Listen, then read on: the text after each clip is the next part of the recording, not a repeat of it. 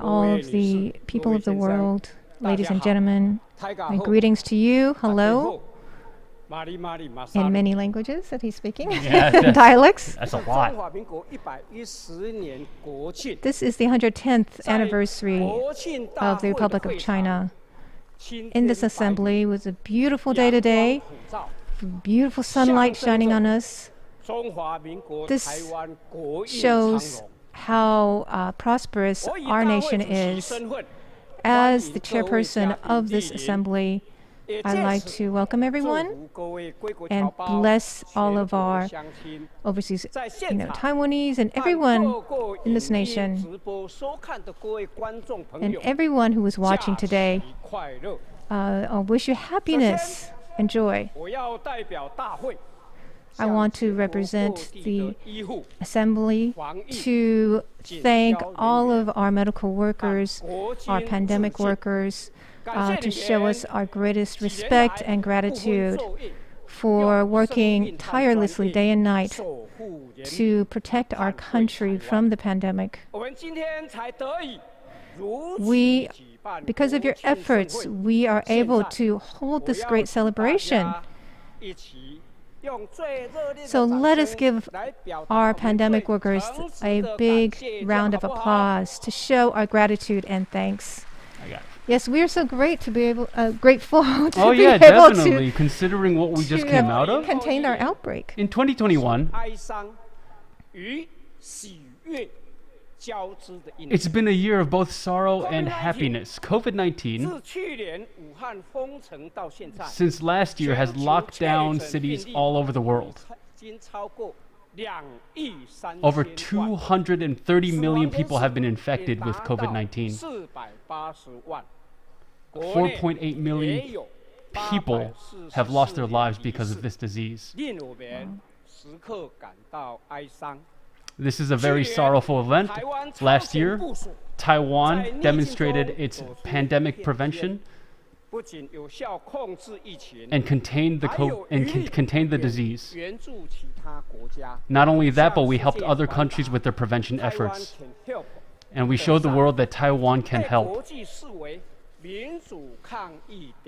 In the international community, we've shown that Taiwan can be an example. But earlier this year, Taiwan experienced another outbreak of COVID-19 and was brought to level 3 pandemic prevention alert. The central government consolidated the assets of local governments and worked with the legislature to distribute COVID-19 vaccines.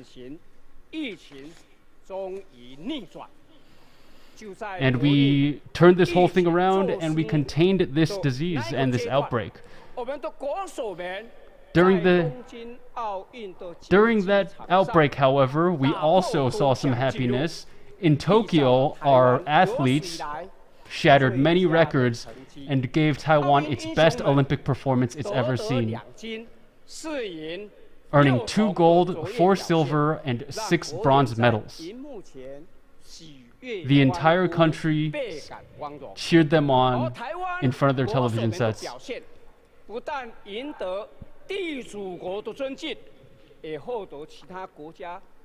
Taiwan's performance not only made people in the country proud, but it also showed other countries that Taiwan is a force for good, force for democracy, and a friendly presence. The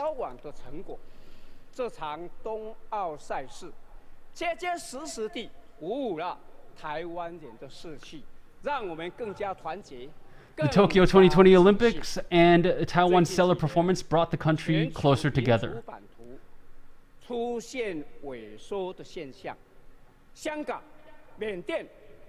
There have been threats to democracy worldwide, as seen in Hong Kong and Myanmar.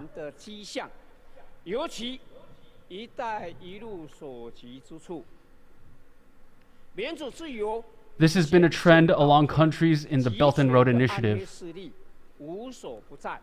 There are forces at play that threaten democracy all over the world.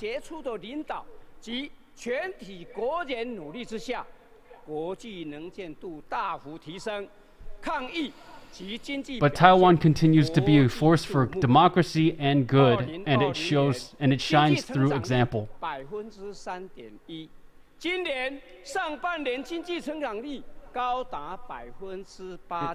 In the first half of our year, our economy grew by 8%.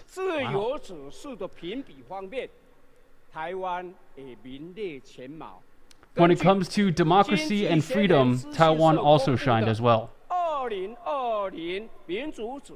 a 2020 survey, Taiwan was the freest and most democratic country in Asia. In another survey,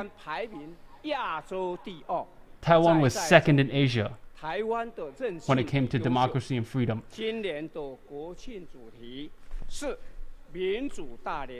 This year's theme is the pursuit of democracy. Taiwan engages the world. We have a democratic alliance with other like-minded countries who have the same values.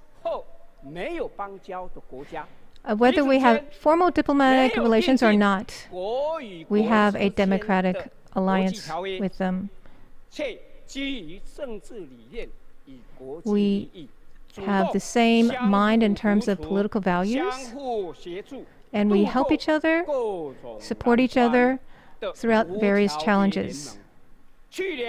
Last year, Taiwan can help, our slogan was shown as we helped many countries by supplying them with masks and other supplies. In the past couple of years, Taiwan's relations with the United States and Japan have been strengthened.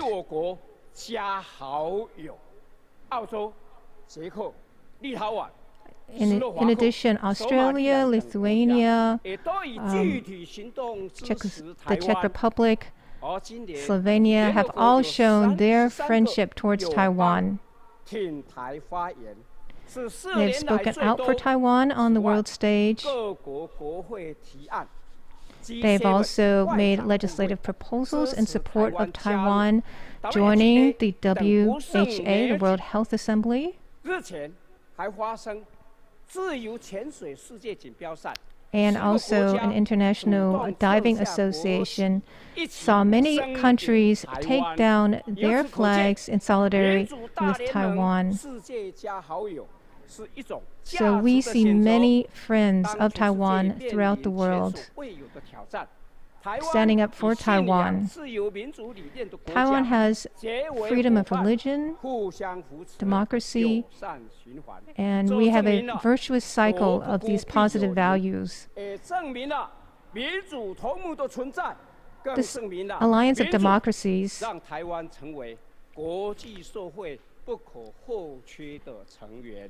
has shown that Taiwan is also an important part of the world. Taiwan has always had a very strong resilience and determination to fight the pandemic and also to protect ourselves. In terms of global security, in terms of Japan, US, Australia, and their security alliance, the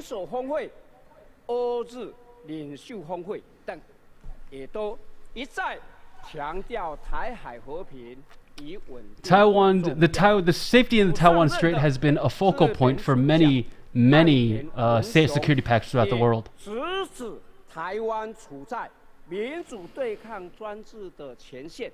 And Taiwan stands at the front lines at fighting for democracy.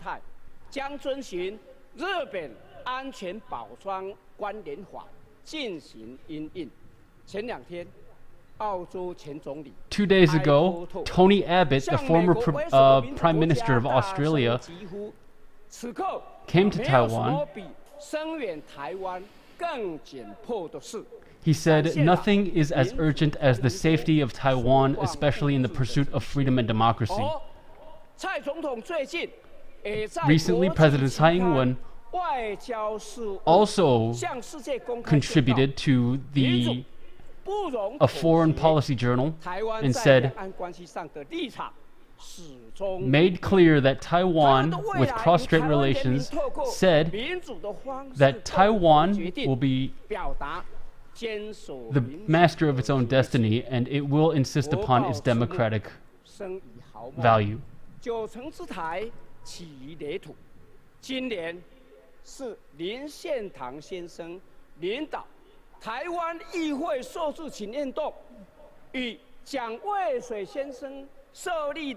台湾文化协会 This year is the 100th annual anniversary of the Taiwan Culture Association, and it was the beginning of Taiwan's democratic movement. Taiwan's pursuit of democracy is deeply ingrained in its culture.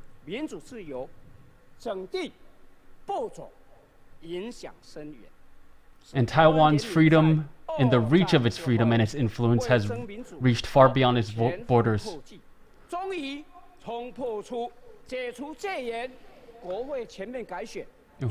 Taiwan has the achievement of saying it got through a period of martial law and it overhauled its national parliament to reflect a more democratic legacy. And that's why now we are proud of this legacy more than ever. Taiwan has become a lighthouse, a beacon of democracy in the world. And that is something to be deeply proud of.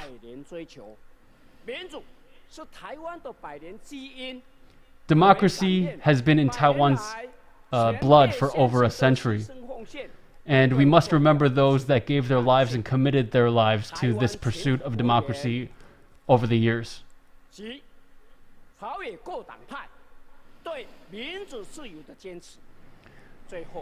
We must honor the democratic process, and we must honor cross-party negotiation. In the end, I'd like to wish everybody a happy National Day. I wish you good health, and I thank everybody. Well, that was our legislature president. Yep, that was You Si-kun. And next up, we have the overseas Taiwanese representative. That's right. And she's actually a former congresswoman of South Africa. Her name is Sherry Chen, and we will be bringing you her speech as well. Right. She is the chairman of the Global Federation of Chinese Businesswomen. She's a former parliamentarian. That's amazing. Yes. So now You Si-kun is introducing the Overseas Community Affairs representative. She's, like we said, she lives in South Africa. And she is the chairwoman of the Global Federation of Chinese Businesswomen. She's also the executive director of the Amitabha Care Center in the Africa chapter. I like her peach-colored qipao that she's wearing. Very beautiful, very elegant. Well, I didn't know they have a Federation of Chinese Businesswomen. That's pretty cool. I had no idea either.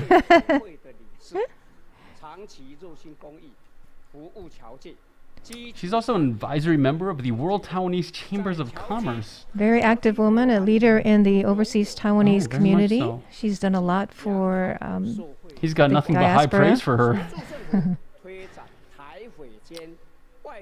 Oh, and she's been a pivotal member in helping develop Taiwanese-Africa relations. That's what he's saying. And he's welcoming her to the stage. So here we go.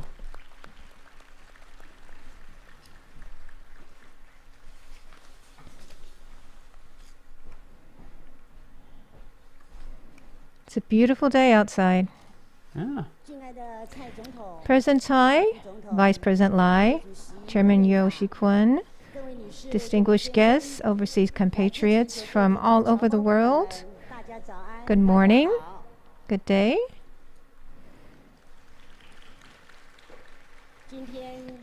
Today is the 110th National Day of the Republic of China. I'm honored to represent all the overseas compatriots from all over the world to wish Taiwan a happy birthday and health and peace to all the people of Taiwan. This year, Taiwan faced many challenges during the COVID-19 pandemic. A spike in local cases broke out in May, but with President Tsai's leadership, the central and local governments worked together with all the people of the nation, and in just 70 days, Taiwan was able to get the outbreak under control. By July, we lowered the alert level to level 2, setting an example to the world. The government is also promoting Relief Plan 4.0 and the quintuple stimulus vouchers to help lessen the impact of the pandemic and to put the economy on the road to recovery. The government continues to work on the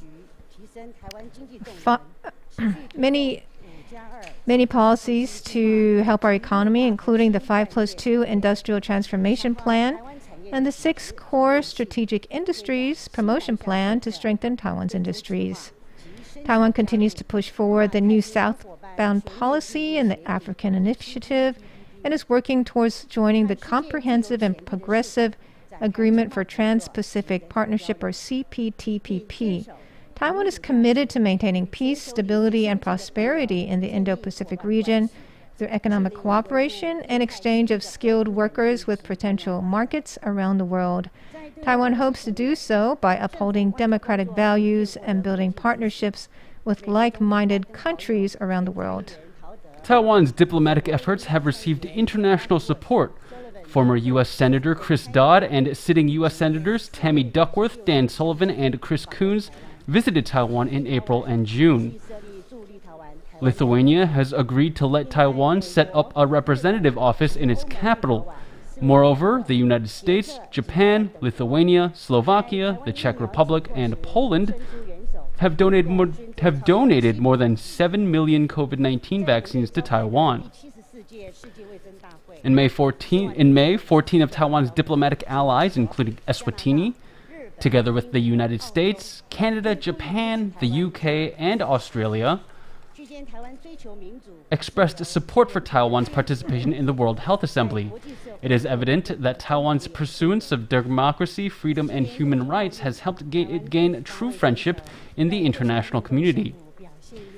This year at the Tokyo Olympics, Taiwan's 68 athletes performed outstandingly in weightlifting, badminton, pommel horse, archery, table tennis, golf, taekwondo, and judo, winning 2 gold, 4 silver, and 6 bronze.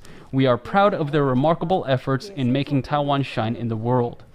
We overseas compatriots around the world will always be the government's most important backers.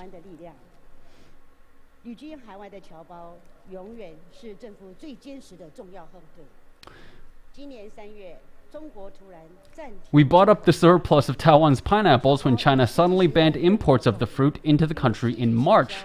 We promoted and marketed the fruit in support of Taiwan's farmers.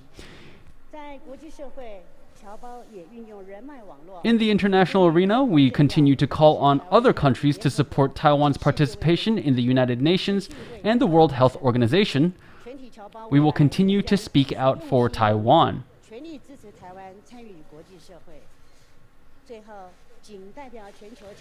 Finally, on behalf of the global community, I would like to congratulate the Republic of China on Taiwan on its prosperity, President Tsai on her political success, and wish the people of Taiwan peace and happiness. Go Taiwan.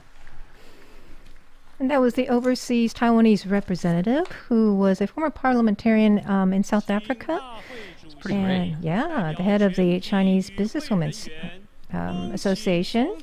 Next up, we have President Tsai Ing-wen coming to give us her speech. That's right. And, here we go. So it's a beautiful day. Look at the bright pink banner in front. It's a beautiful... we'll talk more about the National Day celebration design and things like that. But for now, we're going to bring you the... there's a bit of a singing... let's see. This is from the Aboriginal or the Indigenous singing group called Shen Ai. Huh. So let's enjoy this show really quickly.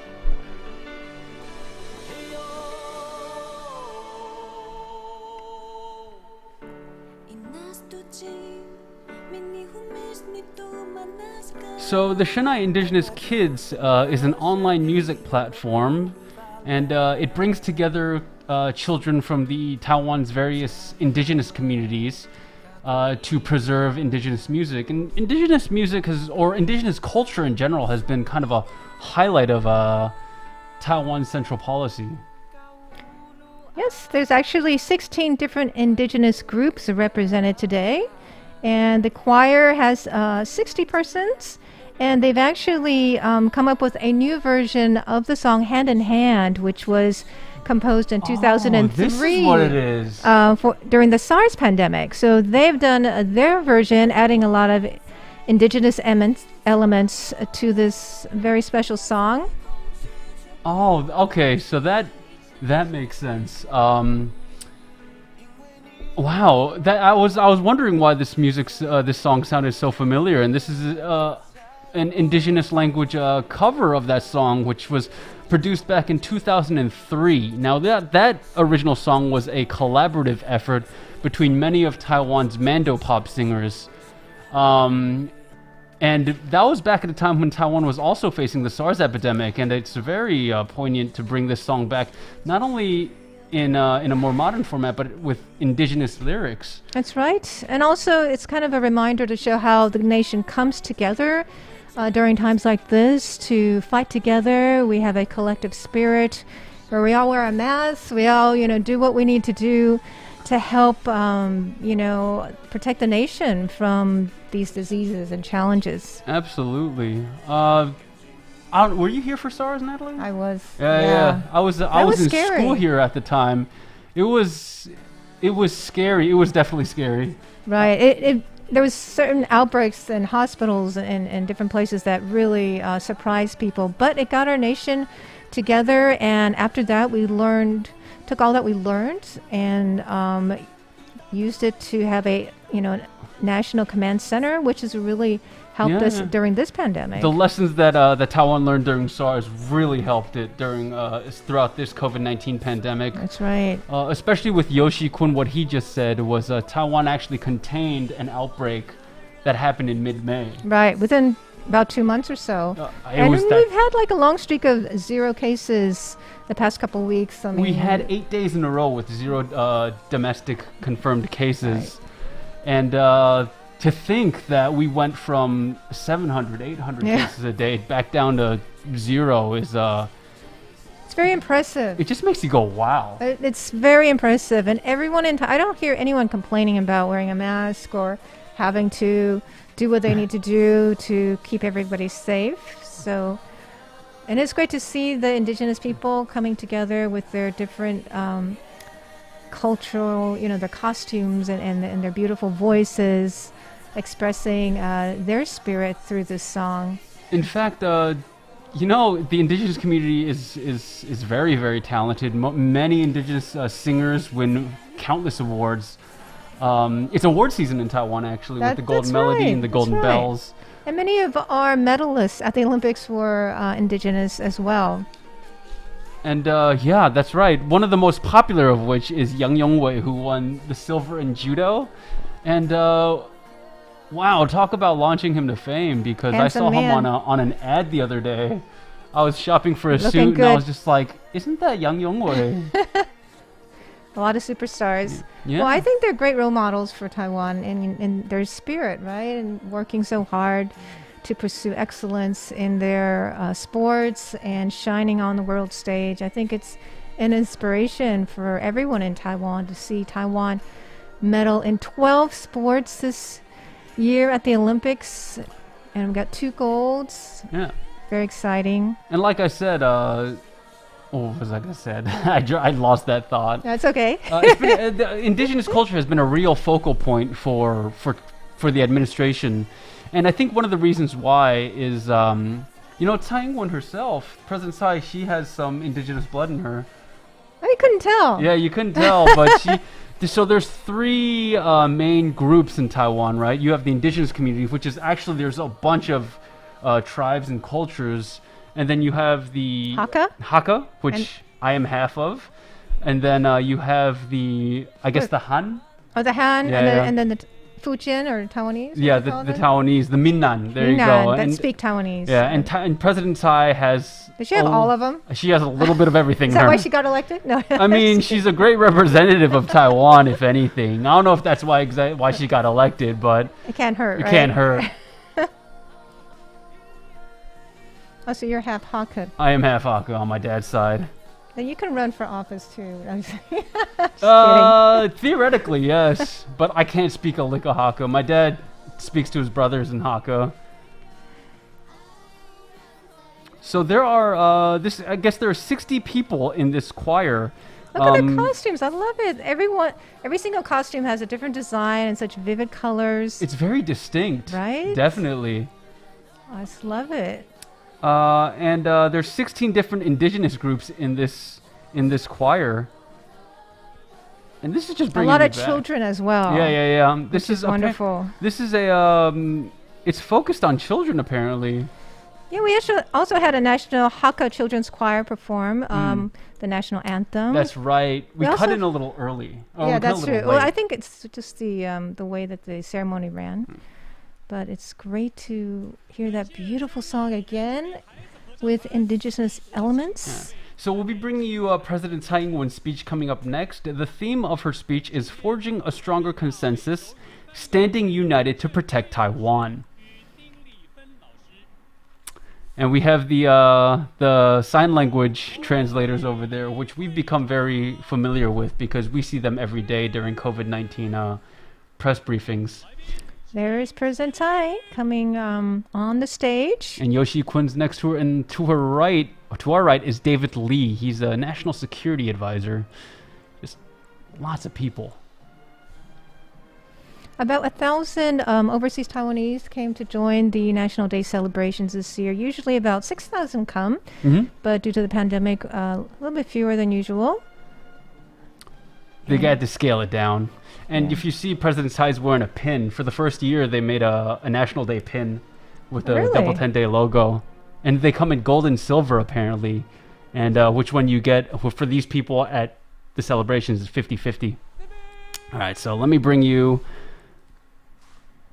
President Tsai's speech as the armed forces salute the head of state.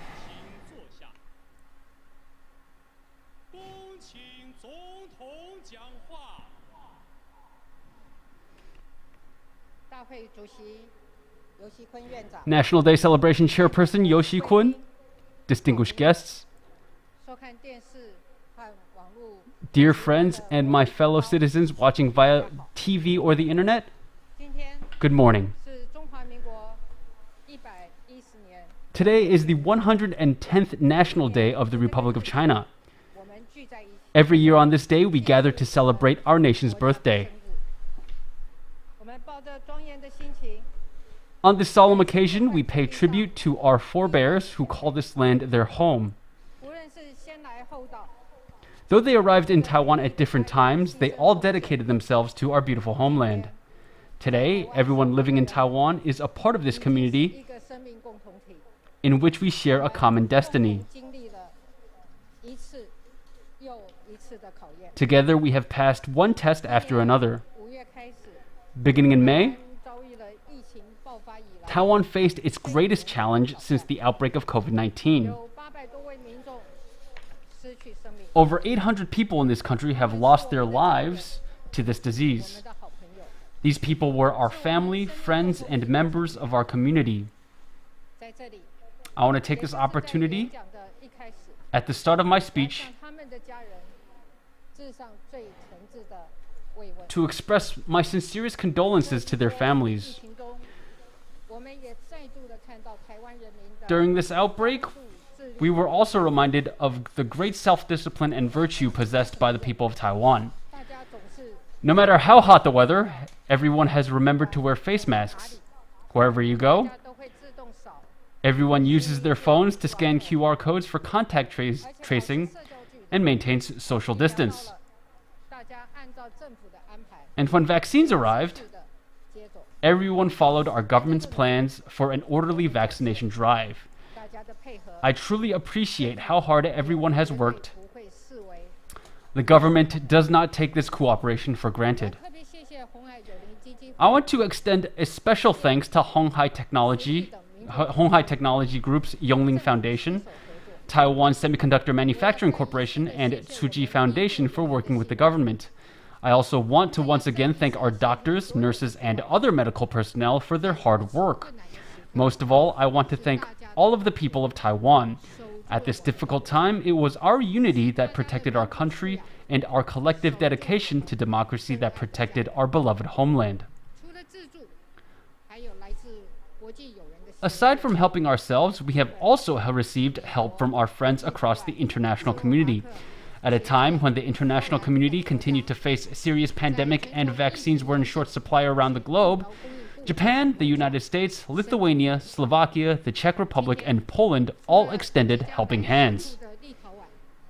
And except for Lithuania, which will soon establish a representative office here, all of these countries are represented here today, an embodiment of this year's theme of broadening democratic alliances and making international friendships.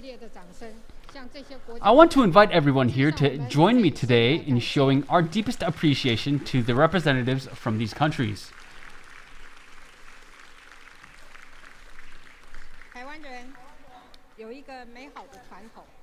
The Taiwanese people have a beautiful tradition of never forgetting how others have helped us.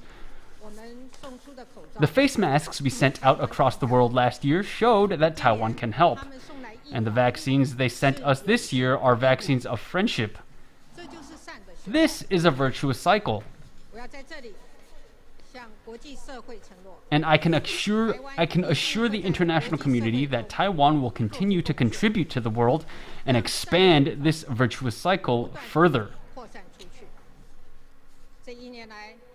Over the past year, the pandemic impacted domestic demand, but it did not affect our overall economic growth prospects. The global shortage of semiconductor chips has highlighted Taiwan's importance in supply chains, and a changing situation in the Indo-Pacific has once again brought attention to Taiwan's key position in the region. Taiwan-Japan ties continue to flourish,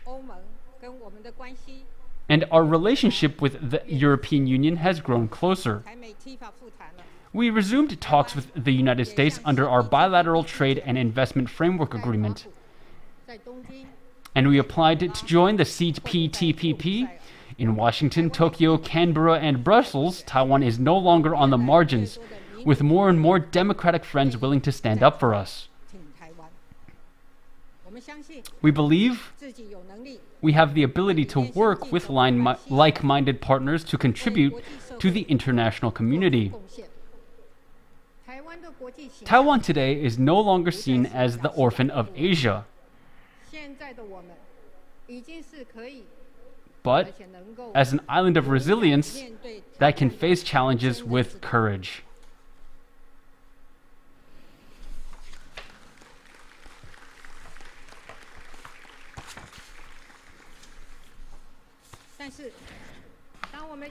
But the more we achieve, the greater the pressure we face from China. So I want to remind all my fellow citizens that we do not have the privilege of letting down our guard. At this moment, the global political landscape is undergoing drastic change. Free and democratic countries around the world have been alerted to the expansion of authoritarianism, with Taiwan standing on democracy's first line of defense. As a result, amid this evolving global landscape, the Republic of China today finds itself in a situation that is more complex and fluid than at any other point in the past 72 years. Every step we take will influence our world's future direction, and our world's future direction will likewise affect the future of Taiwan itself. The situation in the Indo-Pacific region is becoming more tense and complex by the day. After taking complete control of Hong Kong and suppressing democracy activists, the Beijing authorities also shifted away from the path of political and economic development that they had followed since reform and opening up began decades ago. At the same time, regional order is being challenged in the South and East China Seas. The routinization of Chinese military activity in Taiwan's southwestern air Defense Identification Zone, or ADIZ, has seriously affected both our national security and aviation safety. In contrast, democratic countries are working to strengthen our broad-based mutual cooperation in order to respond to regional and global developments. The G7, NATO, EU, and Quad have all highlighted the importance of peace and security in the Taiwan Strait, while expressing concern over whether China may unilaterally undermine the status quo of peace and stability in the Indo-Pacific region. I want to reiterate that Taiwan is willing to do its part to contribute to the peaceful development of the region. Our position on cross-strait relations remains the same. Neither our goodwill nor our commitments will change. We call for maintaining the status quo, and we will do our utmost to prevent the status quo from being unilaterally altered. I also want to emphasize that resolving cross-strait differences requires the two sides of the strait to engage in dialogue on the basis of parity. We hope for an easing of cross-strait relations and will not act rashly, but there should be absolutely no illusions that the Taiwanese people will bow to pressure. We will continue to bolster our national defense and demonstrate our determination to defend ourselves in order to ensure that nobody can force Taiwan to take the path China has laid out for us.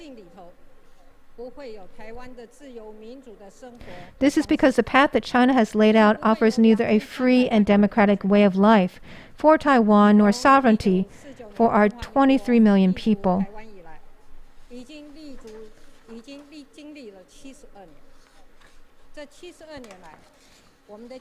The Republic of China came to Taiwan in 1949, 72 years ago.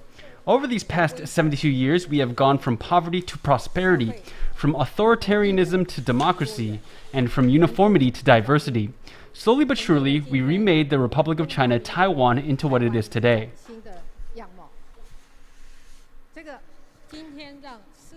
Admired around the world, what we have today is the result of the work of many generations. No one group can take sole credit for this work, nor should any one group be denied credit for what we have all achieved together. During the August 23rd Artillery War of 1958 in Jinmen, our brave troops fought side by side without regard for where one another came by. Party affiliation does not divide those working in Taiwan's crucially important semiconductor industry. Zheng Nanrong's father was from China. Larissa Bakurova hails from Ukraine. Wen Zhenling's mother is a Filipina of Chinese descent, and her father is part Hakka and part Japanese. Recently departed baseball star Wang Guanghui was a member of the Indigenous Amis tribe. We all get upset when our national flag is not displayed. We all get angry when Taiwan is suppressed. These are ups and downs that we all share. In this inclusive country, nobody is judged based on when they arrived. Nobody is held accountable for the deeds of their ancestors. And nobody is excluded from our shared community because of where they came from. As long as we respect and appreciate this land and what it stands for, Taiwan will always welcome everyone with open arms and bring people together. The past 72 years of development have transformed the face of our nation. But throughout this transformation, our resolve to uphold our sovereignty and defend our homeland has remained unchanged. This conviction has been key to ensuring Taiwan's stability and preserving the fruits of our democracy. Over the past 72 years, our military's dedication to protecting our nation, as well as our understanding of why we fight, have been rooted in that conviction, which has been passed down by generation after generation of Taiwanese. This resolve has never been limited to a single political party or faction. Kuomintang Chairman Eric Zhu, Taiwan's People's Party Chairman Ko Wen-je, and New Power Party Chairperson Chen Jiaohua are all in attendance today. Your being here at this event is one of the beautiful scenes in Taiwan's democracy. There will always be competition between political parties. But whenever our nation's dignity or the future of our people is at stake, we come together for the sake of the Taiwanese people to defend our sovereignty and our free and democratic way of life. Let us here renew with one another our enduring commitment to freedom and commitment to a free and democratic constitutional system. Our commitment that the Republic of China and the People's Republic of China should not be subordinate to each other. Our commitment to resist annexation or encroachment upon our sovereignty, and our commitment that the future of the Republic of China Taiwan must be decided in accordance with the will of the Taiwanese people. These four commitments are the bottom line and the common denominator that all the people of Taiwan have given us. On the basis of this shared foundation, we have a responsibility to seek an even broader consensus so that we can be united in the face of future challenges. We all share the responsibility to ensure that the young people and future generations of this land can continue to live free. Since taking office in 2016, I've worked to diversify trade, promote industrial innovation, transform our energy sector, and develop and bring in new talent so that everyone can see how Taiwan's economy is changing for the better. Over the past few years, in response to changing global economic circumstances, we have facilitated the return of many overseas Taiwanese businesses and accelerated our industrial transformation, reversing the slow economic growth, capital outflow, and talent drain caused by the past 30 years of over-reliance on a single market. Today, Taiwan's economic performance is back in the lead of the four Asian tigers, attracting global attention and proving that we can create a more resilient and self-reliant economic development model. We have adopted a new economic approach in which we are no longer dependent on a single market. This is the key to consolidating Taiwan's global economic standing and playing a more important role. My fellow citizens, a world of opportunity awaits us. We must persevere on this road so that Taiwan's economy can continue to grow and thrive over the next 30 years. In addition to transforming our economy, we have overcome many obstacles to implement a number of reforms. We've expanded our social care system, made diplomatic breakthroughs, and are now in the process of carrying out national defense reform. The results of our years of hard work are gradually becoming clear to our citizens and the world at large. Many have asked me what we want to do for Taiwan in the years ahead. My answer is simple. In addition to boldly carrying out reforms and building a stronger nation, we want to establish a solid and lasting foundation for our nation's future development by giving the Republic of China the capabilities and the social stability to face the uncertainty and challenges of a new era. We must also address the long-standing and divisive issues on which we have struggled to reach consensus. On these issues, we must work to forge consensus and find solutions that are broadly acceptable throughout society. Only by resolving these long-standing disputes can Taiwan move forward without looking backward. We must respond to national development needs by making necessary adjustments to bureaucracy, local institutions, national land use, regional development, and other important governance issues so that we can optimize government efficiency and most faithfully reflect the will of the people. Of these issues, constitutional reform is one we must face head-on. Our Legislative Yuan has established a Constitutional Amendment Committee with the current round of amendments based on the Constitution of the Republic of China and designed to preserve our free and democratic constitutional system. Knowing that there is a very high threshold for passing a constitutional amendment, I want to make an appeal across party lines. Given that the issue of constitutional reform is a matter of national governance, I call on everyone, regardless of party affiliation, to set aside your predispositions and engage in a serious review of constitutional issues so that we can find common ground. The work of transitional justice is also testing our generation's wisdom and courage as we seek to heal the wounds of the past and discern historical truth. In addition, we must consider the direction of our national energy policy. No nation can maintain economic momentum with an inconsistent energy policy.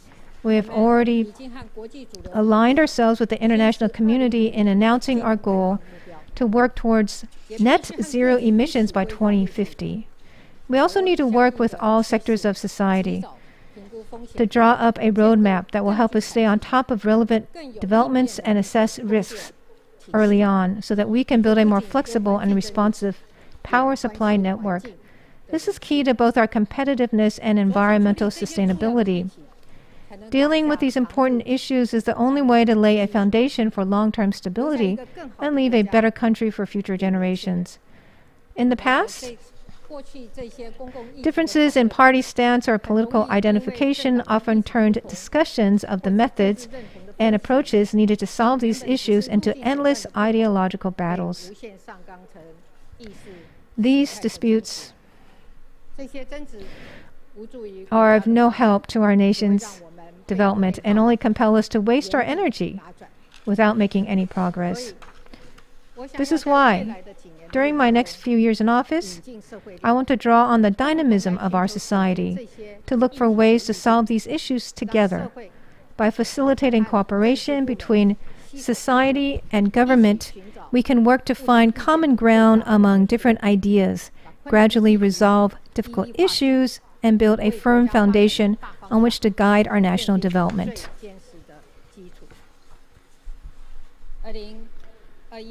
2021 has been a year of many challenges, as well as many heartwarming moments. This summer's Tokyo 2020 Olympics saw Taiwan's athletes turn in record performances.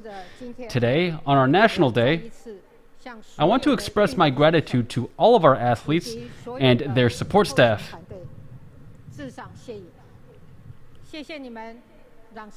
Thank you for helping Taiwan shine on the international stage.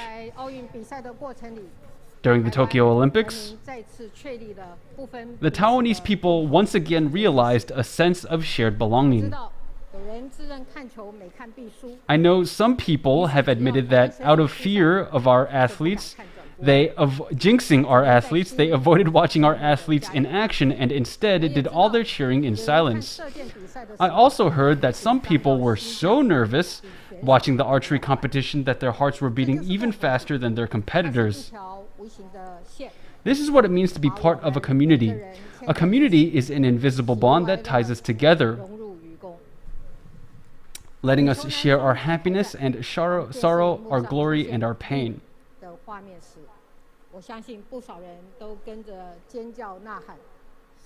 During the men's doubles badminton gold medal match, I am sure that when the word "in" appeared on the screen, there were more than a few Taiwanese who erupted with joy and even shed some tears. We had waited so long for that moment, for Taiwan's achievements, Taiwan's confidence, and Taiwan's courage to be seen and appreciated by the world. This summer, that moment arrived. Over the past few days, many people in Taipei stopped to look up at the planes rehearsing for our National Day celebration. What they were looking at is our Air Force, which keeps our country safe. In addition to our Air Force, many other military units were practicing for our National Day celebration on the streets of Taipei.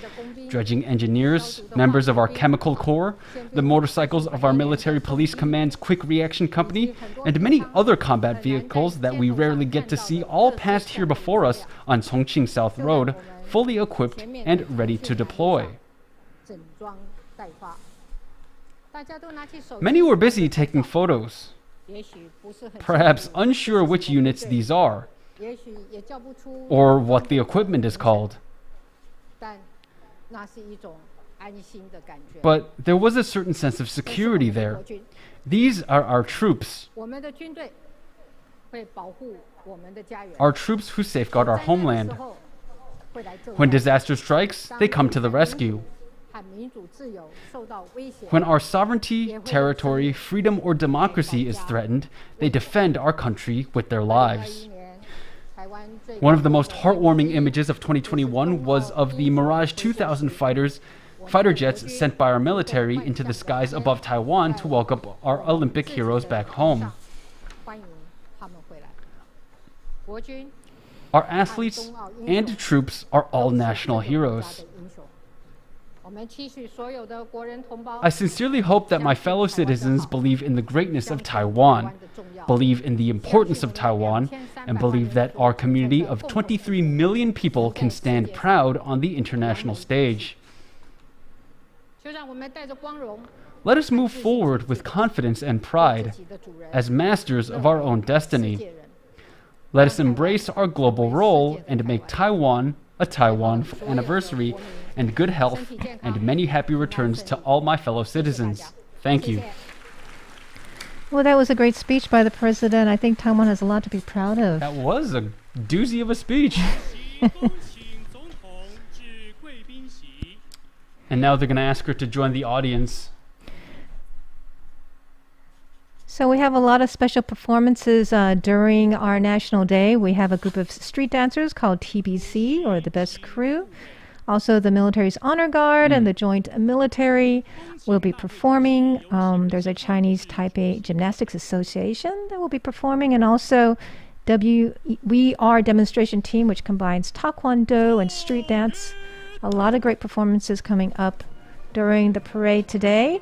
And of course, all of the heroes from the pandemic to military workers, police workers, firefighters, and our athletes will all be a part of the parade. That's right. And this is the end of the official ceremony. Then we have the celebrations coming up. We have parades, and then we have demonstrations from the Air Corps, police forces, fire departments, Coast Guards. Did I say Air Force? Air Force, ground troops, they're all coming in. And then we also have Taiwan has, I guess it's an acrobatic like an Air Force kind of Thunder Tigers? The Thunder Tiger, I forgot what they're called. It's like a squadron. Also, we're going to see an over 200 special vehicle motorcade featuring vehicles from different government departments, so that should be really cool. I saw some of the Coast Guard boats right near RTI actually the other day. On our street. On the street. Yes. Okay, so they were just trucking them through. I saw the when we were getting ready for the broadcast, I took a moment because in the morning they had the Taipei Symphony Orchestra, or the Taiwan Symphony Orchestra, playing on the observation deck of the Taipei 101. The first time they were playing on the 91st floor of the tallest building in Taiwan, so that was very special. We also saw the largest ROC flag ever flown across the sky today. And tonight, fireworks in Kaohsiung. You can catch them live at 6:30 on the Kaohsiung government's YouTube channel and a Facebook page. There's about 20,000 fireworks that are going off over a 3 kilometer stretch. Very exciting. A lot of great events going on today. We hope that you enjoyed our live coverage. And if you did, send us a line, comment below. Also, you can email us at rti@rti.org.tw. And you'll see our social media information below. And that went away just as quick. Do subscribe to us on Facebook or YouTube or Twitter. Get in touch with us. We'd love to hear from you and what you thought about our live broadcast. The time is coming to an end. I enjoyed doing this with you, Natalie, very much so. You're very good at translating. Oh, thank you Leslie very is a much. pro. There's the information on social media again. Guys, make sure to follow us and subscribe to us. If you are a first-time watcher of RTI content or Taiwan Insider content, we do make a weekly news show that's about 20 minutes, wraps you up on all the big information and all the big news coming out of Taiwan for the past week. Comes out usually on Thursday, sometimes Wednesday. So be sure to look out for that. Anyway, looks like we are getting the signal from our producers that this is about to come to an end. And thank you for joining us once again, you guys. We hope you enjoyed our live coverage of the 110th National Day of Taiwan. And we'll see you guys soon. I'm Natalie So. And I'm Leslie Liao. See you around.